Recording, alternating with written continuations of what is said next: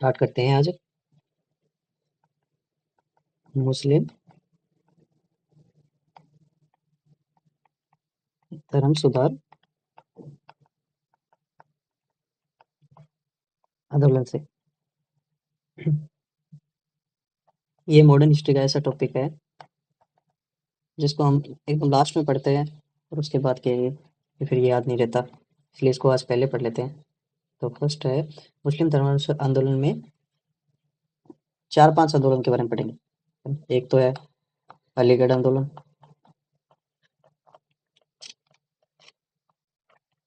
दूसरा है देवबंद आंदोलन,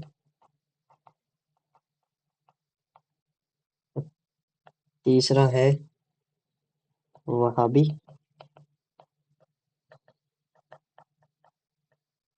और चौथा है अहमदी आंदोलन। यही 3 आंदोलन हैं जो इम्पोर्टेंट है। तो मोस्टली इन चारों के बाद थोड़ी-थोड़ी बातें पढ़ते हैं जो इम्पोर्टेंट है। तो फर्स्ट सब अपन स्टार्ट करते हैं अलीगढ़ आंदोलन से। अलीगढ़ आंदोलन,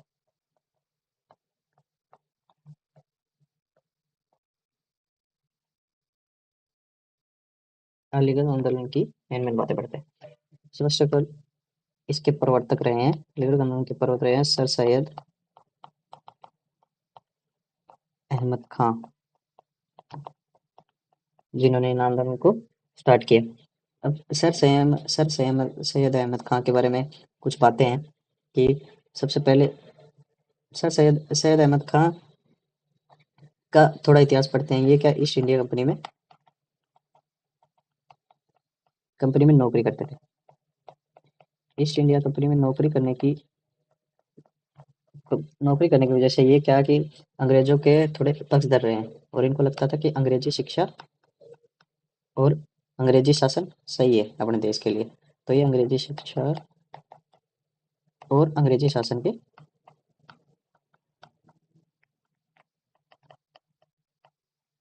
के पक्षधर रहे। ठीक है। और ये इस्लाम के बारे में क्या सोचते थे, ये इस्लाम का आधुनिकरण होना चाहिए। तो इस्लाम को आधुनिक बनाना चाहते थे।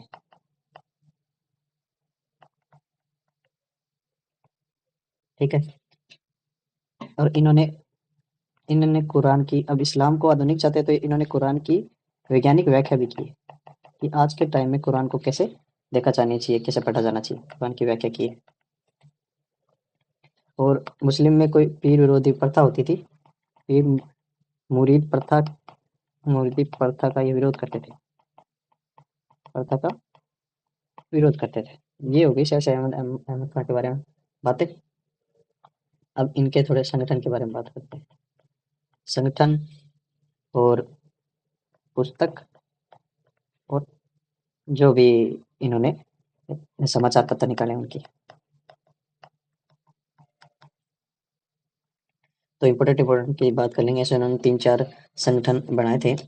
पहला संगठन इन्होंने बनाया मोहम्मद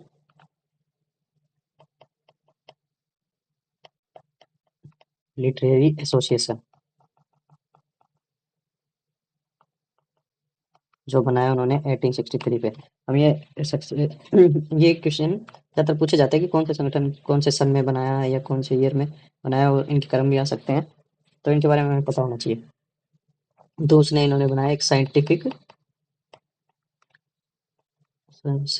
सोसाइटी बनाई, जो इन्होंने 1864 में बनाया। हाँ, और इन्होंने एक संगठन बनाया Mohammad Mohammedan Anglo Oriental College. इन्होंने एक कॉलेज की स्थापना की, Mohammad Anglo Indian Oriental College की, जहाँ पे ये मुस्लिम इस्लाम को आधुनिकरण की बात भी करते थे और मुसलमानों की अंग्रेजी शिक्षा की बात भी करते थे। तो और यही कॉलेज 1920 में एएमयू बना, तो अलीगढ़ मुस्लिम विश्वविद्यालय के नाम से जानते हैं अपन, वो बना। और एक एक छोटा फैक्टर अगर याद भी नहीं रहे तो भी लिख सकते हैं अपन। एक संयुक्त भारतीय राजभक्त सभा बनाई इन्होंने 1888 में। तो ये ईयर अपन याद रखना चाहे, ये तीन तो इम्पोर्टेंट है कि मोहम्मद लिटरेरी एसोसिएशन 1863 में, साइंटिफिक सोसाइटी 1864 में, और मोहम्मदीन एंग्लो ओरिएंटल कॉलेज 1875 में बनाई, जो बाद में अलीगढ़ मुस्लिम यूनिवर्सिटी होगी 1920 में। ठीक है। और इनके अब कई समाचार पत्र हैं, जैसे एक समाचार पत्र था तहजीब उल अखलाक। तहजीब उल अखलाक, इसका मतलब तहजीब उल का मतलब शायद सभ्यता होता है, अखलाक का मतलब शायद नैतिकता, ऐसा कुछ है इसका। तो आप नाम को वैसे के वैसे याद रखेंगे, तहजीब उल अखलाक।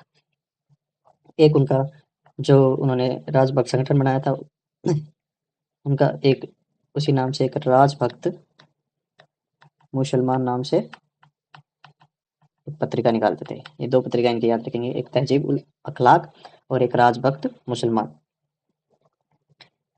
ये इनकी एक बात और इनकी याद रखने की है कि इनके जितने भी ये संस्थाएं थी, ये सारी कांग्रेस विरोधी संस्थाएं थी। ये कांग्रेस का विरोध करते थे, क्योंकि कांग्रेस ब्रिटिश शासन का विरोध करती थी, तो ये कांग्रेस का विरोध करते थे। तो ये कांग्रेस विरोधी सारे संगठन थे इन्होंने।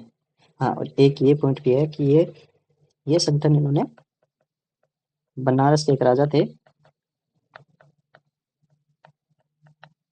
शिव प्रसाद, ये याद रखिए, शिव प्रसाद के साथ मिलकर बनाया था। अब इनकी कोई पुस्तकें हैं, उनके बारे में पढ़ लेते हैं कि कितनी उन्होंने पुस्तकें बनाई हुई है। हाँ, जो मतलब इम्पोर्टेंट पुस्तकें पढ़ लेते हैं इनकी। एक पुस्तक है इनकी अस्वाब ए बगावत हिंद। अस्वाब ए बगावत ए हिंद। अस्वाब पे बगावत ए हिंद। अब ये अपनी याद क्या रखेंगे कि इनका समाचार पत्र होता है तहजीर उल अखलाक, वैसे ही इसी सिमिलर से अस्वाब ए बगावत हिंद ऐसे करके अपन इसको याद रखें। से एक इनकी बुक है लोयल, ये शायद आपको याद भी रह जाएगी, लोयल मोहम्मदन इन इंडिया। ठीक है, इनकी किताब मतलब लोयल मोहम्मदन इन इंडिया, एक है अस्वाब पे बगाए थे। ये दो किताबें अपन याद रख लेंगे तो बहुत है, मेरे हिसाब से इतना सफिशिएंट है। और एक ये पूछा जाता है कि इनके सहयोगी कौन रहे, तो इनके सहयोगी जो भी नेता रहे हैं उनके बारे में पढ़ लेते हैं। दो तीन इनके सहयोगी नेता हैं, एक थे चिराग अली, कभी कभी पूछ लेते हैं, डायरेक्ट क्वेश्चन भी आ जाता है, अल्ताफ हुसैन अली। तो अपन इनको दोनों को अली अली से याद रख लेंगे कि अलीगढ़ आंदोलन में दो अली इनके सहयोगी है, और एक नजीर अहमद, जिन्हें आप सीधे याद रखोगे, नजीर अहमद। तो याद करने का तरीका बता दिया, अलीगढ़ आंदोलन में दो अली इनके सहयोगी और एक नजीर अहमद। और एक बात उनकी सर सहमद है कि एक बात और याद रखें कि ये शुरुआत में स्टार्टिंग में हिंदू मुस्लिम एकता के पक्षधर थे, लेकिन बाद में इनका इतनी चीज़ें देखने के बाद और हिंदू मुस्लिम के देखने बाद में इन्होंने बोलने लगे कि हिंदू मुस्लिम को अलग अलग देश बनाए गए। और बोल कुछ इतिहासकार बोलते भी हैं कि हिंदू मुस्लिम इंडिया पाकिस्तान जो देश बना है, उनका सबसे पहले प्रवर्तक हिंदू मुस्लिम देश की अगर किसी ने बात की थी, वो सर सैयद अहमद खान थे। ठीक है, ये हो गया। अब अपन दूसरा पढ़ते हैं। ये हो गया अपना अलीगढ़ आंदोलन। दूसरा पढ़ते हैं देवबंद आंदोलन। सेकंड है देवबंद आंदोलन, इसको द्वार उल उलूम आंदोलन भी कहते हैं। अब हम देवबंद आंदोलन के नाम से याद आएगा, इतना ही याद करनी पड़ेगी। हाँ, उसकी सन के बारे में, ये ईयर के बारे में ज़्यादा कुछ पता नहीं है, तो इसकी डायरेक्ट दे रखी है कि 1867 में ये आंदोलन देवबंद नाम की जगह जो यूपी सहारनपुर में पड़ती है, वहाँ से चालू हुआ। और इस आंदोलन में अधिकतर वो लोग हैं, इस आंदोलन को 1857 की क्रांति में जो लोग शामिल थे, उन लोगों ने इसे आंदोलन को उन्होंने क्रांति में भाग लिया था। मतलब इस देवबंद आंदोलन को चलाने वाले लोगों ने 1857 की क्रांति में लोगों ने भाग लिया था। अब सोचने की बात यह है कि अगर 1857 की क्रांति में लोगों ने भाग लिया है, तो ये पहली बात की क्रांति में भाग लिया है, तो ये अंग्रेजी शासन व अंग्रेजी शिक्षा के तो विरोधी होंगे, एक बात, ठीक है।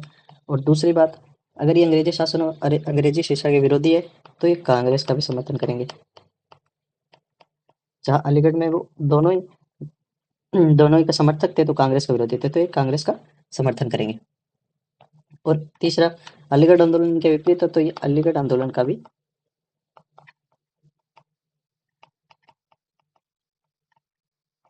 विरोध करेंगे। ये नेचुरल सी बात है, इसे अपन याद रख सकते हैं।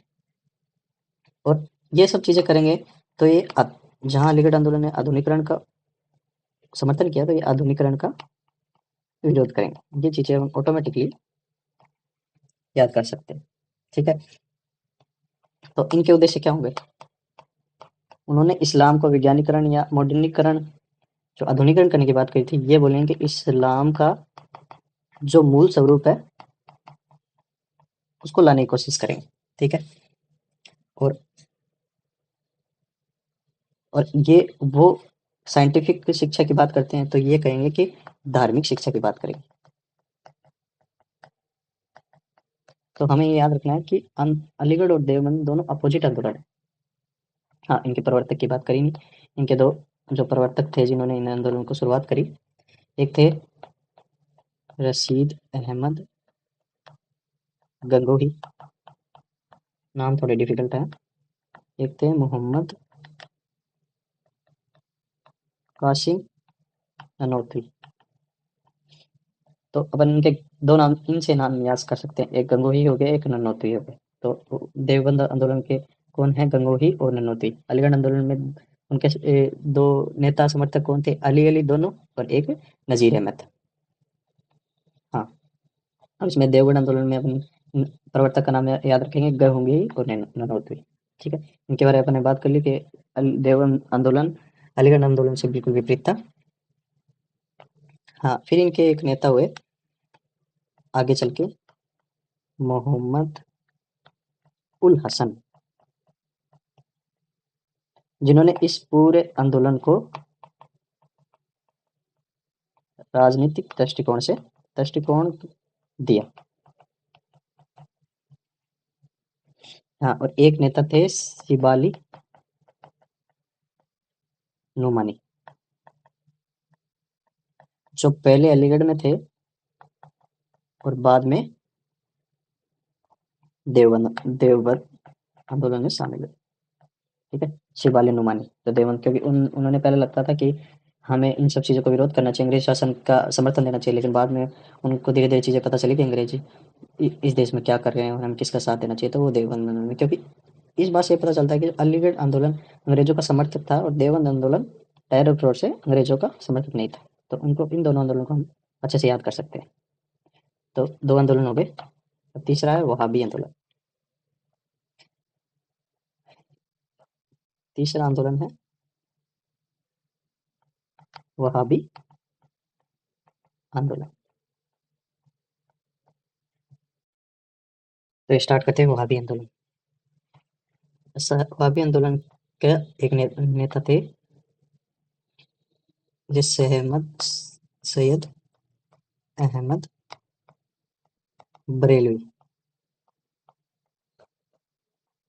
ये वहाबी आंदोलन के नेता थे। तो ये इस आंदोलन की खास बात है, ये एक हिंसक आंदोलन था।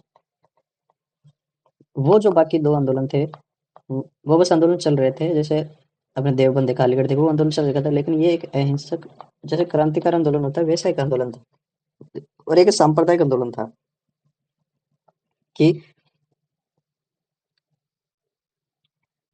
ये एकदम मुस्लिम सांप्रदायिक आंदोलन था, तो ये मुस्लिम पक्ष का आंदोलन होगा,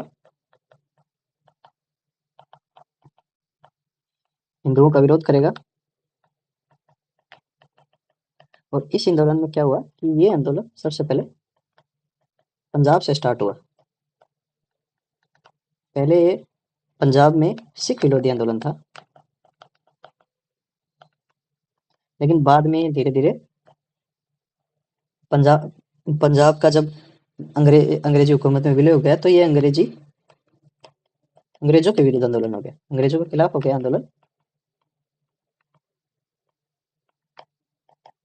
तो इम्पोर्टेंट बात ये है कि ये आंदोलन एक हिंसक और क्रांतिकारी आंदोलन था। ये मुस्लिम पक्ष का आंदोलन था।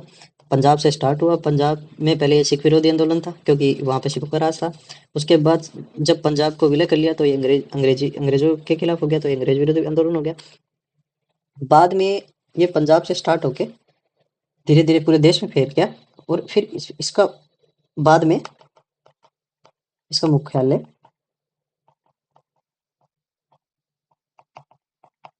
पटना पटना बन गया। मतलब इस आंदोलन का केंद्र पटना बन गया। तो इस सब चीज़ों से आंदोलन का पता चल जाता है। इस आंदोलन का उद्देश्य क्या रहा होगा? इस्लाम लाना। तो इस आंदोलन के हिसाब से इस आंदोलन का उद्देश्य था दार उल हर्ष। हर्ब या हर्ष होता है क्या पता नहीं। को दार उल हर्ब को दार उल इस्लाम में बदलना। मतलब इस्लामिक जो शासन को स्थापित करना। मैं उसका यही इसका मेन जो इनका उद्देश्य था। और उनके मुख्य नेता नेता की बात कर एक तो मुख्य थे सैयद अहमद बरेलवी, जिन्होंने जब ये पंजाब से निकल के भारतवर्ष में आया, तब ये सैयद अहमद बरेलवी है, ये इस आंदोलन को आगे ले जाते हैं। ये पूरे देश को फैलाते हैं, और पूरे देश में अगर कोई भी आंदोलन को जानता है कि वही लोकप्रिय बनाने का श्रेय दिया जाता है, तो सैयद अहमद बरेलवी को जाता है। बाकी इसके और भी मुख्य नेता रहे हैं हाजी करामात अली और शरीयत उल खां। शरीयत तो आप नाम वैसे याद रख सकते हैं कि ये इस्लाम बनाना चाहते थे। जैसे इस्लामिक पक्ष का आंदोलन था, और ये इस्लाम में शरीयत आप समझते हैं कि शरीयत कानून होता है, तो आप उस तरीके से रिलेटेड भी मैं याद करने की जैसे बता रखा हूँ। और हाजी को वैसे याद रख लेंगे। तो हाजी और शरीयत पूरा देश में शरीयत कानून लाना चाहते थे, और हाजी ये थे। तो हाजी शरीयत मैं सिर्फ याद करने के लिए बता रहा हूँ। और अपने हो गए 3 आंदोलन हो गए। अभी एक लास्ट है अहमदिया आंदोलन, जिसके बारे में शायद अहमदिया आंदोलन के बारे में तो कई क्वेश्चन पूछे गए, तो थोड़ा इंपॉर्टेंट आंदोलन कह सकते हैं। 4 है अहमदिया आंदोलन। यह इसका दूसरा नाम है कादियानी आंदोलन।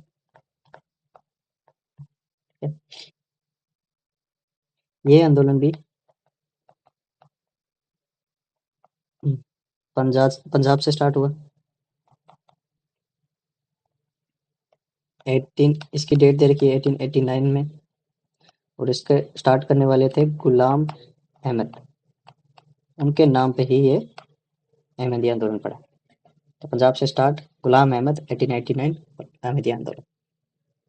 और इनका अलग था कि ये गुलाम अहमद जो थे, ये स्वयं को पैगंबर तथा भगवान कृष्ण का अवतार मानने लग गए थे।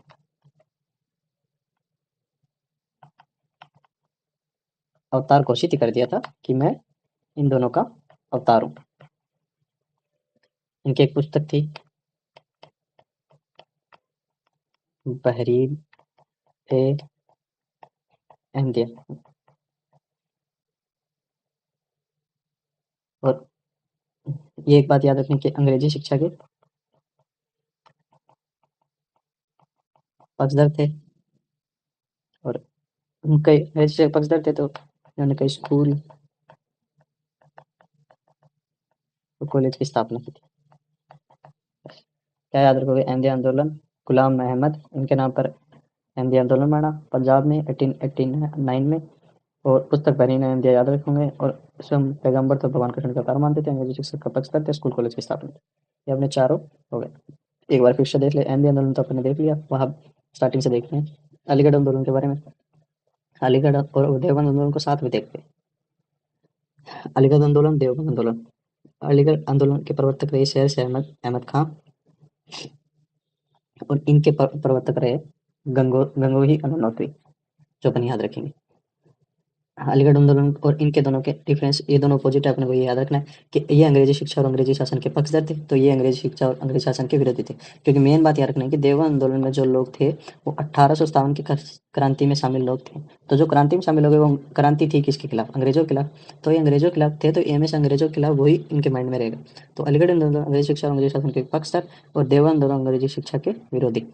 अलीगढ़ आंदोलन इस्लाम को आधुनिक बनाना चाहते थे। ये इस्लाम के जो मूल स्वरूप है या इस्लाम जैसा का है वैसा का वैसा इनको वैसा बनाने की कोशिश करेंगे, इस्लाम का मूल स्वरूप लाने की कोशिश करेंगे।